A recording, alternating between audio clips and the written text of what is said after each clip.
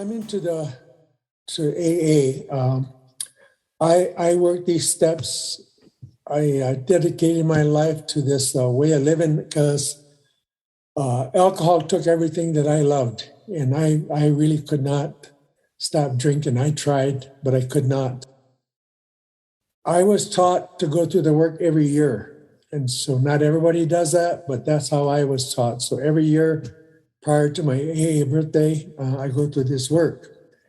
And so I am from the Mohican tribe.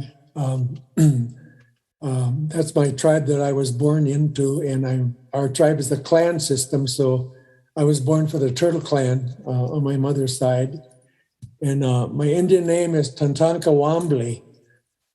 That name was given to me by the elders when I was given this responsibility to be this keeper of a hoop of 100 eagle feathers. It's a ceremonial thing.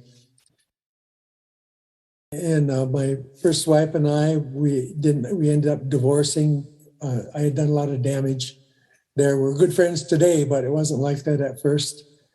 And so things was going really well. And there came a point in my sobriety where all of a sudden I got weird, and meetings got really stupid to me. And I started to judge in my meetings. And it seemed like some of these guys, they said the same dang thing every dang meeting since I was going to it. I could lip sync and say the same thing, and they would laugh just like it was last year, but it was so 10, 12, 14 years ago. And so I got really judgmental, and I was slipping. I couldn't read. It seemed like I couldn't read that book anymore. What I felt was I was setting myself up to drink. I could feel it coming on. Just none of this stuff, was working. And so, about that time, I run into this Indian guy, Johnny Looking Cloud, and he was sober a long time, probably in his 40 years sobriety. And so we were sitting in his backyard, and he said, "How long have you been sober?" Exactly. And so I told him exactly. I think it was like 3 years and 3 months and some days, whatever it was then. And so he said, "You're right where you're supposed to be." He said, "We watched, he said, you come in and we watch you go to the step meetings and big book meetings, and, you seem like you're catching on to it." And we're sitting in his backyard, and he said, "What I want to talk to you about is," he said, "it's now time that you bring your Indian culture into the AA." He said, "You've gone through this work with Frank, you've gone through with Don," and he said, "You're an Indian." And he said, "AA is not a white man's program." He said, "This program is about recovery." And he said, "The thing that's missing for you is all those things that your grandpa taught you." And I was raised by my grandpa, back on the reservation. And so he said, "How long are you sober?" And the reason he said you're right where you're supposed to be is he said, "What you need to know is," he said, "is that when you look at the culture and you look at the 12 steps," as he said, "this is what the 12 steps is about for you." He said, a long time ago, he said, when the Creator made the earth, as he said, he made this earth have a system of cycles and system of seasons. And everybody has the system or cycle or seasons. The salmon has theirs. They swim up for 4 years. They got to come back, find the same river that they swam down from. They got to swim up that river. And he said, everything has circles and cycles and seasons. And he said, that's also true in sobriety. And he said, what it was in the old days, your ancestors, what they said, they learned that there's a world that you could see. They called it a physical world. And then they said there was a world you could not see. And they called that the spiritual world or the unseen world. And he said, these two worlds, they're run by a set of laws. There's spiritual laws, there's physical laws. And he said, so the way that it was for you, the human, is he said, there was a set of principle, laws, and values that you had to live by to be in harmony. And he said, each of the animals, each of the plants, they all have their own. But he said, you have this set of principle, laws, and values. And this is what the human being, how you're supposed to run by. And he went on and he said, the human being, our cycle, he says, is a 4-year cycle. He says, an oak tree, it will do 4 seasons in 1 year, spring, summer, fall, winter. But he said, the human, our cycle is 4 years. You have 1 year spring, 1 year summer, 1 year of fall, and 1 year of winter. And he said, this is how it is. So when you come into sobriety, your first year is like a spring, your second year is like a summer, your third year is like a fall, and your fourth year is like a winter. And he said, the way that it was in the old days, when you went around the cycle of life, is he said, every 4 years, a little baby come in, there's something you're supposed to learn in that season. Spring, summer, fall, winter. Spring, summer, fall, winter, now you're 8 years old. Spring, summer, fall, winter, now you're 12. And all the way around the cycle of life, he said, there's things that you're supposed to learn during this time. But he said, what happened is, he said, what happens to a lot of us in the program is, he said, we're supposed to learn something, but maybe because our parents was alcoholics or maybe other reasons, but he said, you're supposed to learn something, and what happened is you didn't. And then you got older, you're supposed to learn something, and then you didn't. Then you're supposed to learn something, and you're not being taught. All while you're growing up as a little kid, as he said, you're being taught. You were supposed to be taught, but you weren't taught. And then he said, by the time you get to the teenager years, you have no identity. You don't even know who you are. And he says, then that's about the age you start drinking and drugging. And then he said, you can end up not growing emotionally. You could be a 40-year-old teenager because you haven't grown up the way that you were supposed to grow up. Long time ago, they knew it, but he said, no, you don't know. My parents attended the boarding schools, and my dad was a very mean alcoholic when he was drinking. And so our whole family was very interesting what happened. My mother, became an enabler and all that crazy stuff that a lot of you guys know, you see that went on. And so what Johnny Lippincott told me is, he said, this is what the 12 steps is about. As he said, a long time ago, he said, on the earth, that's what the principal laws and values are. And he said, when you started drinking, you drifted way out in space. Then he said, a lot of people die out there, but you didn't. And he said, so then you run into these steps. And he said, these 12 steps, they're a way to get you to return back to be in harmony with this earth. He said, this is how we're going to look at these 12 steps. And he said, when you work those 12 steps, it means you come back to be that person that God intended you to be, the cultural person, the traditional person. That's the way he talked to me. And I kind of had no idea what he was talking about. It sounded good, but I couldn't see that happening to me. You see, it didn't seem like that's what was going on. So he said, he called this the red road. So he said, this red road is to get you back to be in harmony. And he said, these 12 steps, this is what's doing it. So he said, we need to start getting you to think circles and cycles. So one of the first things he gave me as instructions, he said, we're going to take these 12 steps and we're going to put them in a circle. He said, because that's how the Indians are. He says, we think circles are cycles.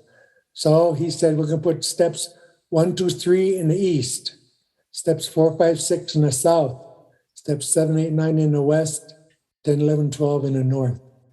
And he said, steps 1 to 3, that's like a new day, a new sunrise. He said, this is where you'll find your relationship with your higher power or your creator. That's what that happens in steps 1 to 3. Then he said, you go on to the inventory steps 4, 5, 6, and this is where you find yourself, your strength, your weaknesses. And then he said, you go to the west, this is where you got to make amends. You go set it right with your relatives. It's like sunset, forgive, let it go. And he said, this is where you start to set yourself right with all your relations, is how he called it. And in 10, 11, 12, he said, now you're in harmony with the earth, with the elders' teachings. And so I didn't know that you could put the 12 steps in a circle. But when he did that, all of a sudden it started to make sense to me. something just started to click inside of myself as to how this program was working. And so then what I learned was in these 12 steps, I had to go back to the past. I had to go back to that cycle of life to see what was I missing, what happened. I had to take a look at what happened when I was sexually abused as a young boy during that cycle of life to prepare myself for the present and then set myself up for a recovery future, is the way he explained it. And so what he had told me is he said, why you feel lost, as he said, is for this reason. He said, we watched you, he said, when you come into AA.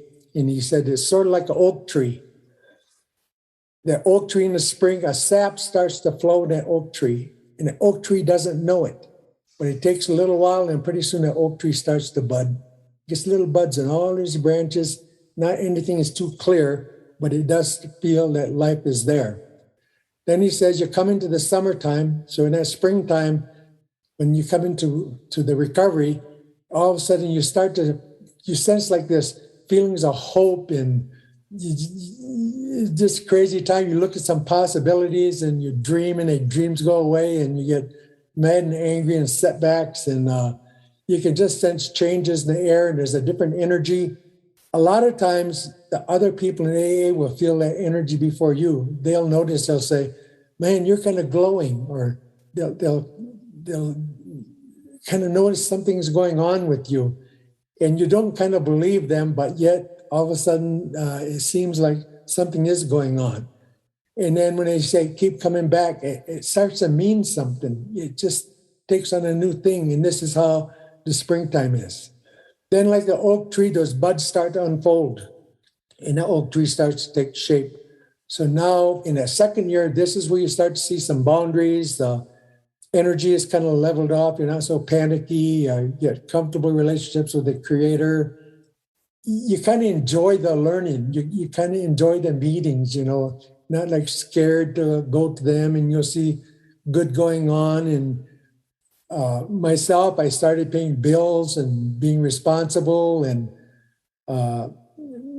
being able to see my kids and showing up when I was supposed to, and things like this. And you kind of realize this is a program that's kind of working. And then you come into the fall season. And in the fall season, it's just like the oak tree.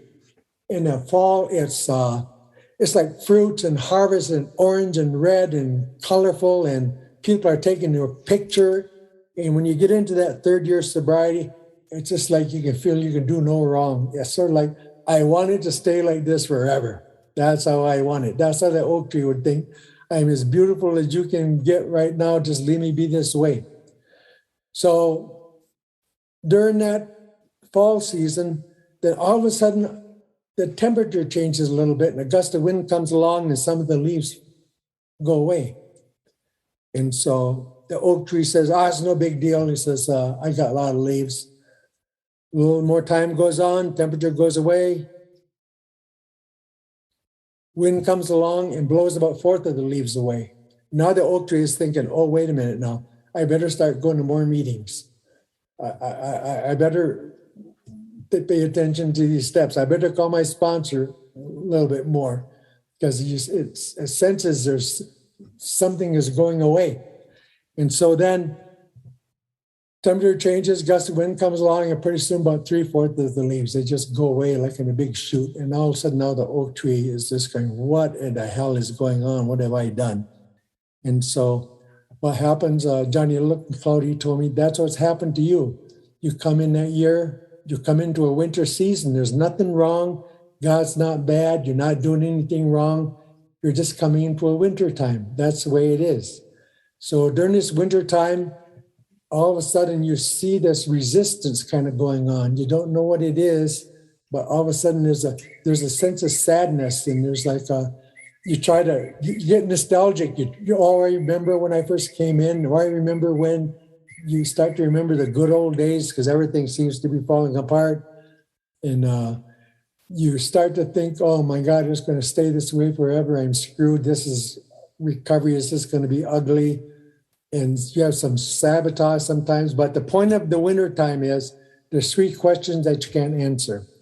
One of those is you go, who am I? Just like the oak tree, can you imagine once it loses all of its leaves, it's wondering what the hell happened? I had 3 seasons, everything was really cool, and now no leaves. So we don't know we lose our sense of purpose. And you'll hear people in meetings, they'll say, I don't even know who I am anymore. Or they'll lose their sense of identity. I don't know who I am. I'm looking for who I am, and you don't know where you're going. And so that's the way he started to explain to me. I thought God was mad because I said, shouldn't God in the same sentence? And all of a sudden I thought, okay, he said, okay, I'm going to punish you. But it wasn't that at all. There was nothing wrong. I was just in the winter. So the question is, the winter time is not a bad season. A winter time is the time for renewal. Doesn't it make sense that the oak tree needs to lose its leaves so it take on a new shape when spring comes next? It's going to be a whole new tree, a whole new purpose. And that's the way with us. These leaves represent our beliefs, some of our attitudes, some of our expectations. They got to be let go of in order for us to prepare ourselves to see what are we going to do next. And so I remember when Johnny Lichtenfeld explained to me, he says, you're just in the winter time. I was driving back home, and I took the back road back home from this place, and I started to cry because I knew I knew my sobriety wasn't going away. I didn't know about the seasons. I didn't know that was a part of it until he explained that to me. Everybody goes through that. So he said it'll happen years 3 to 4, then it'll happen again years 7 to 8, it'll happen again 11 to 12, it'll happen again 15 to 16, 19 to 20. Every 4 years, just like the oak tree, every 4 years, every 4th season, it's going to lose its leaves. That's going to happen to you. And he said a lot of people slip 3 to 4, 7 to 8, 11 to 12, because they think something's wrong and they go out. Now, the seasons doesn't only apply to just the individual in recovery. It also applies, I'll just mention briefly, it applies to our relationship. 2 people get together for a relationship, it starts a season for that relationship. Your relationship will go in a 4-year cycle: spring, summer, fall, winter, spring, summer, fall, winter. These seasons that we're talking about, these are not the outside seasons. These are spiritual seasons. These are inside, like the spirit behind the season. It's not the environmental. These are spiritual seasons.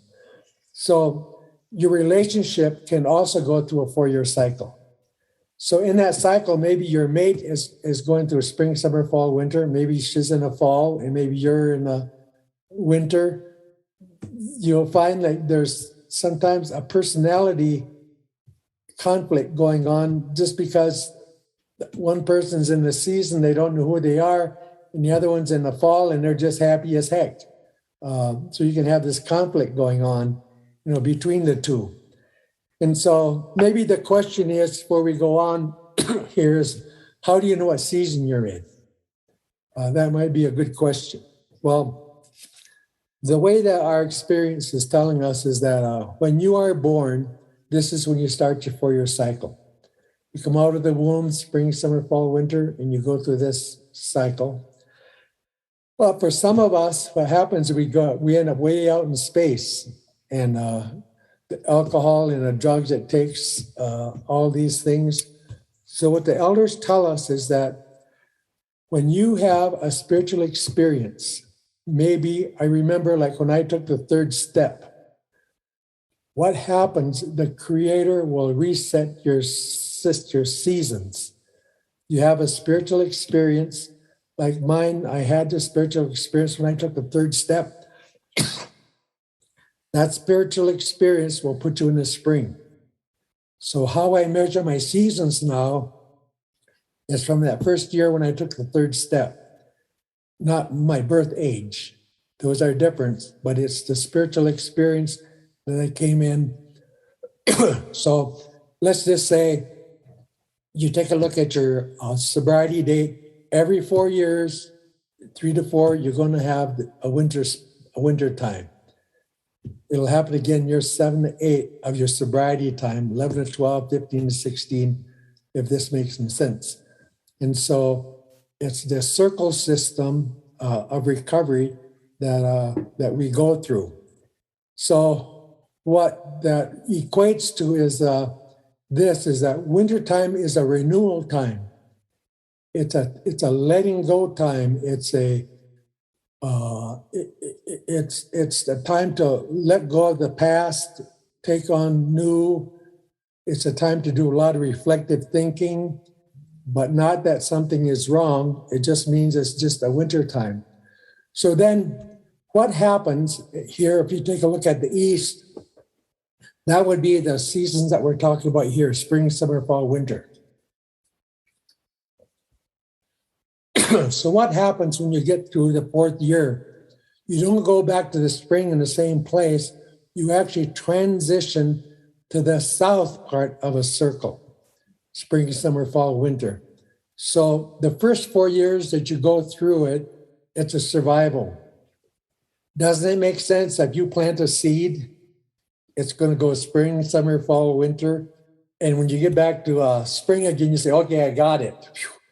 There's not another surprise coming. I kind of know what the hell is going on. So when you go down, when you come into AA recovery, or it could be Al-Anon, or it could be narcotics, whatever it is, when you go through this 4-year cycle, the first 4 years is survival.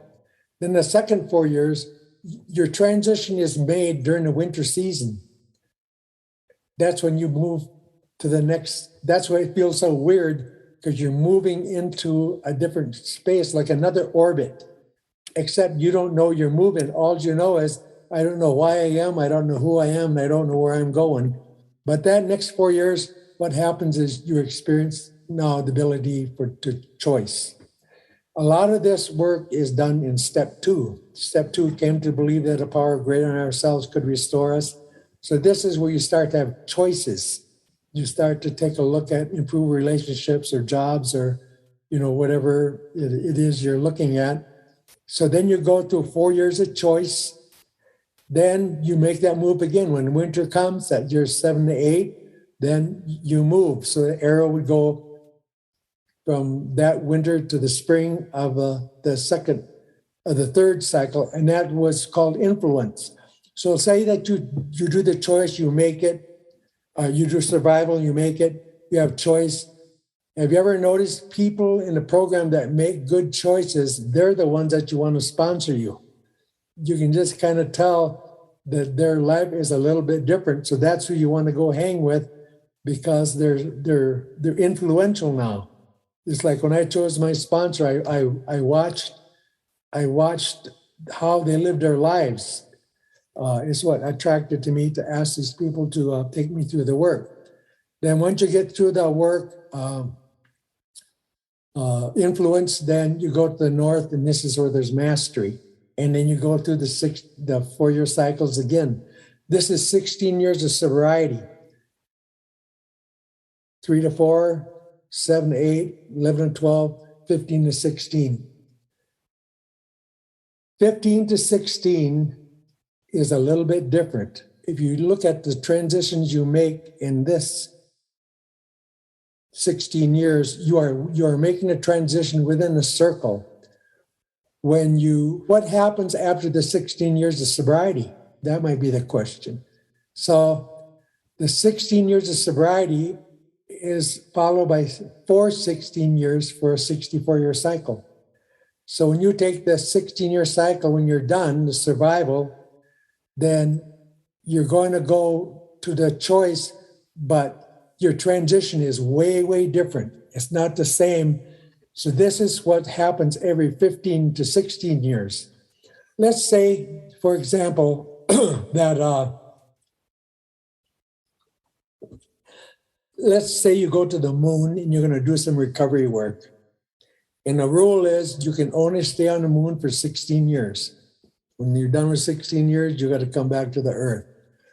And so I use this example because my background's in engineering, I suppose. But anyway, when you come back to when a rocket takes off for the moon, then it comes back, you look at what you've done. This happens when you go 15 to 16. All of a sudden, you just take a look at, well, I should have done this, and I should have made this work, and I could have done this. You get kind of nostalgic. But this is what is important in a 15 to 16-year cycle. When a rocket leaves the moon to come back to the Earth, it has to hit 100 square mile window in space. So when it fires, it's got to do it just right so it goes to 100 square mile window. If it misses the window too high, it circles the sun. Death. If you go too low, you burn up. Can cause a lot of trouble. You got to hit the window. So what is that window?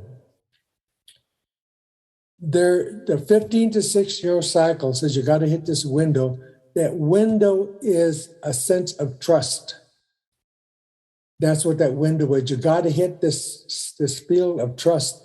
For this reason is after a while, I guess the way I would word it is my experiences is the ego loves to analyze itself. It likes to tell you what's wrong with you.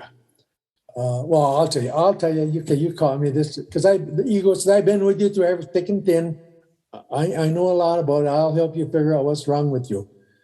But this is what happens.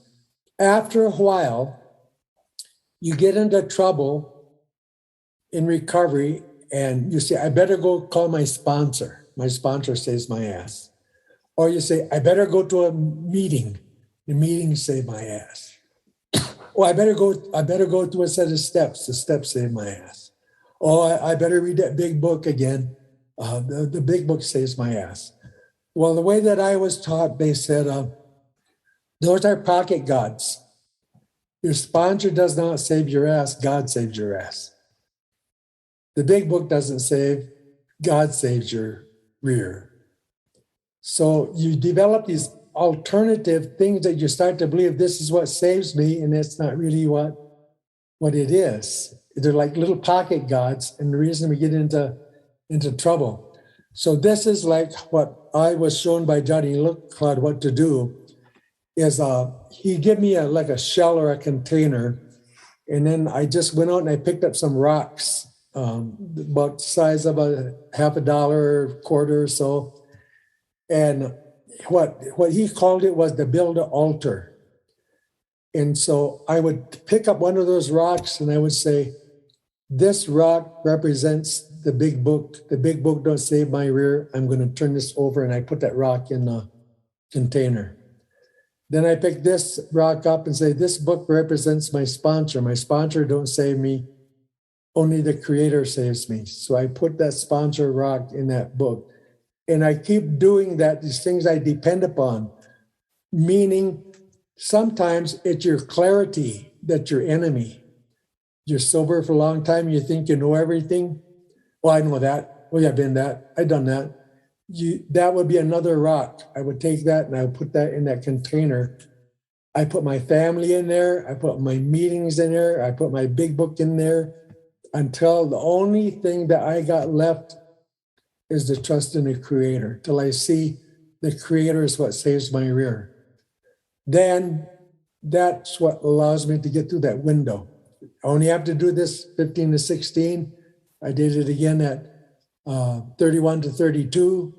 So that transition is kind of dangerous because a lot of people will have mental health problems. They'll fight depression. They'll fight some things you don't even know. Why am I feeling this way?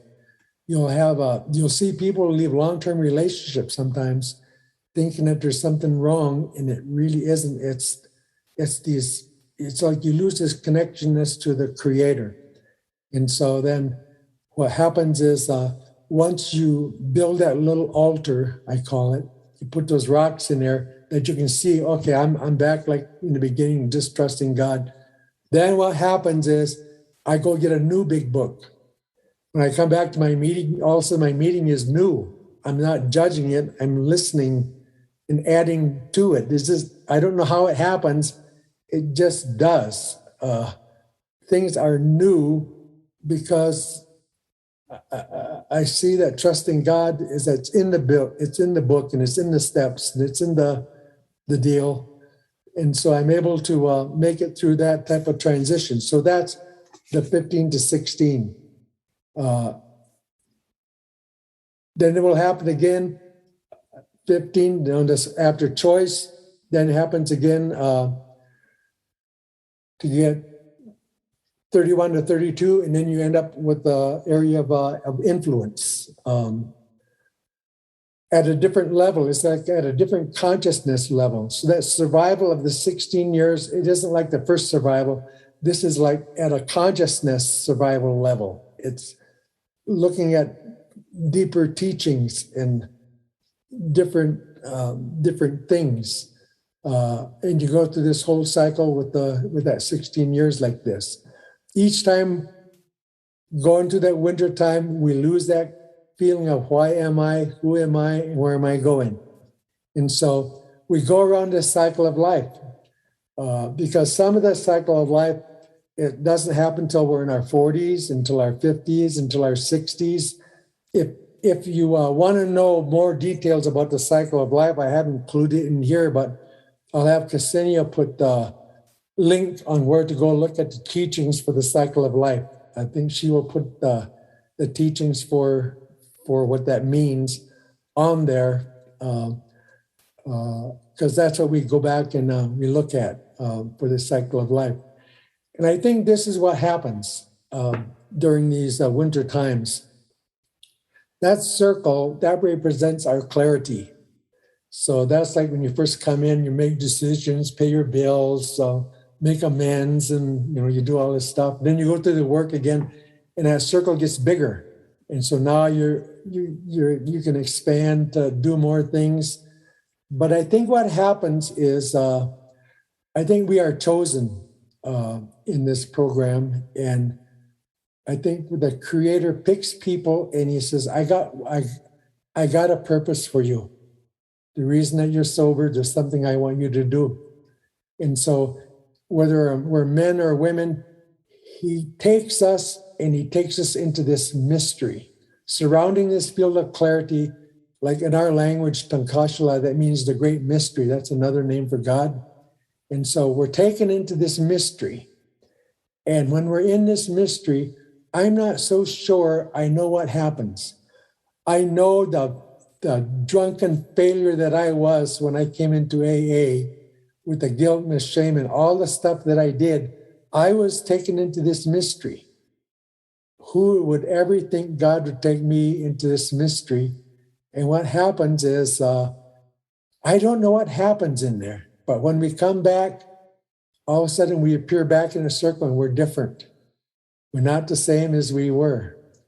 You could be a very strong, powerful, balanced woman or man, but something happens when we make that trip into the mystery. And I think this happens to us. It's in there that we're giving our purpose. I know the book says our real purpose is to be a maximum use to God and help others. That's the real reason why we work this stuff. And so what happens then is we go into this mystery, and He does something, gives us some things that when we come back, we're not the same. And so we're now back on how we were supposed to be, like Johnny Looking-Cloud said, because we're now back on this earth. We now know about the principal laws, values, because each of our 12 steps has a principle. So we learn by living them. Magic really happens to us when we do those, and then we start to discover laws, and we start to discover values, and we go around the cycle of influence. And I mean, just look at this. Somebody got this idea of putting this program together. It reaches people in different countries and different nations and different backgrounds. And here we are this particular day listening to a crazy Indian guy that got his teachings from Johnny Looking-Cloud. And it might make sense. You might say, something that makes sense to me. And that's what we do. We share this information you see with one another, and we come back to how we think this earth is, how we're supposed to be. We live now, some places, at least here, my current perception is we're living through some really crazy times here in the US.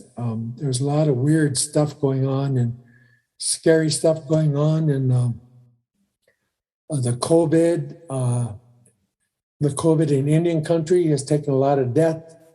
It has had some effects on our sobriety. It has effects on people slipping, the politics and all this stuff. So what is it we do?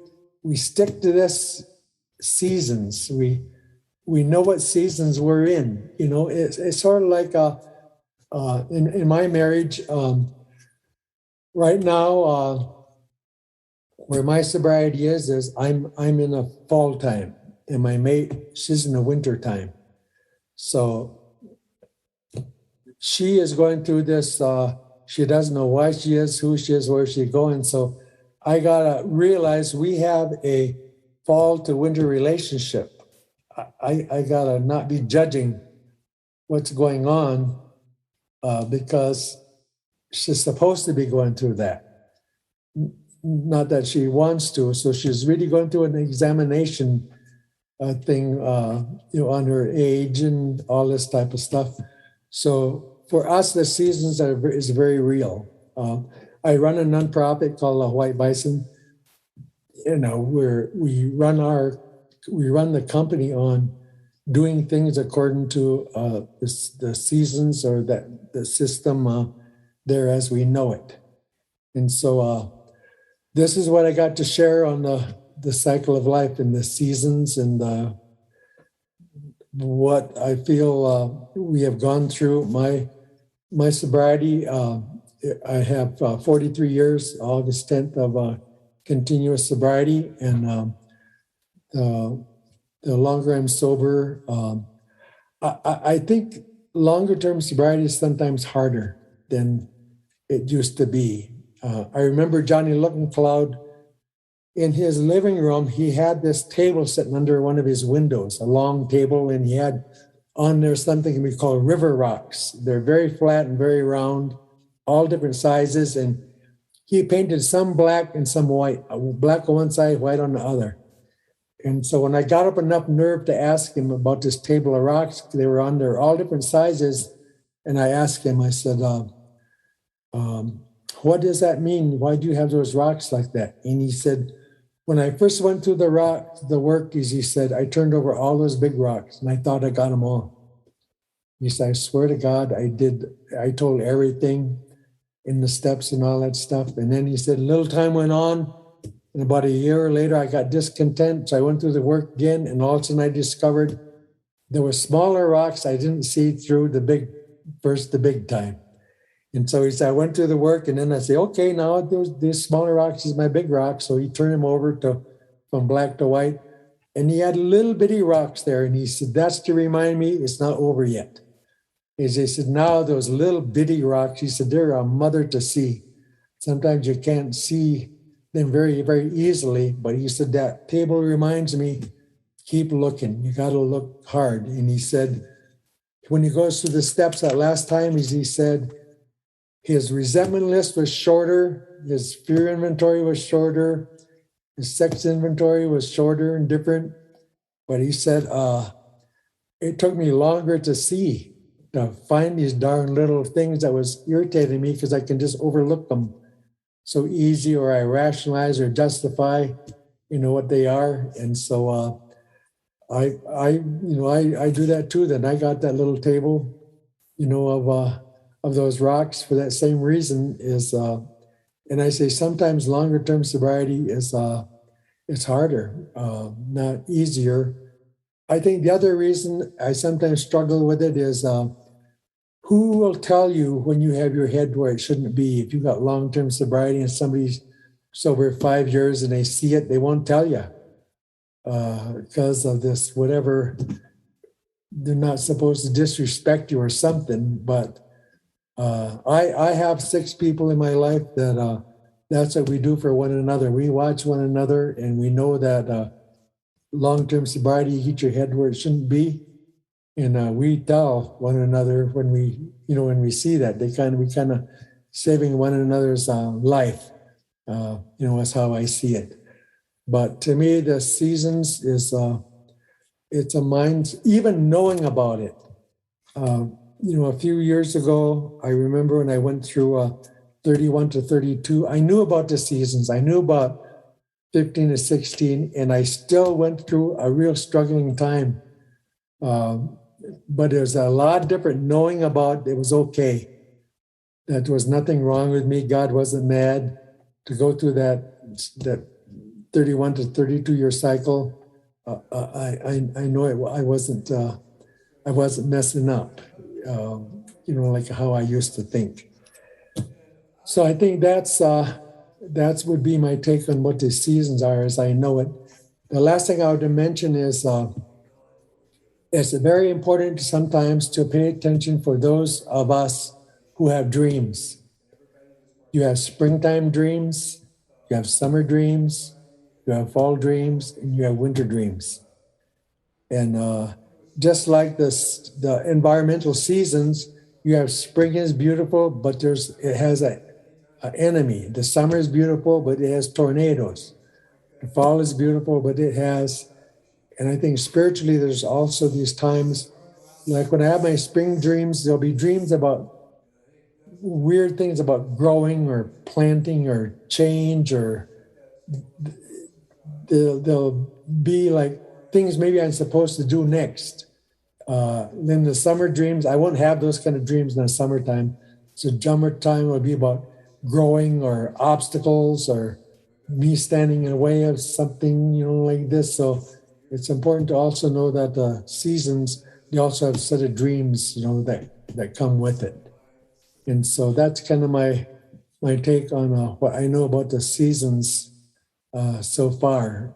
I have shared these with different Native elders over the time. I was fortunate enough to go down to the Navajo country a few years ago, and the elders there taught me the seasons for 500 years. That's how the ancient knowledge was, that they know that something is supposed to happen, during these seasons. And so it's an old knowledge that people knew about, but I have found adding the culture to the 12 steps it really works very, very well. It changed for me when I was allowed to put them in a circle. I didn't know I could do that. And I think in the big book, it even states is we don't know all everything. There's other things that you'll discover. That book isn't completed, but it's our experience and sharing things like this, back and forth, and attending things like emotional sobriety. Boy, that's some really good information is passed back and forth on those. What the heck is emotional sobriety? And there's a lot of knowledge in our programs now. It's different than when it was in the 50s and 60s. We've had people have done a lot of good work and have done a lot of reflective thinking on themselves.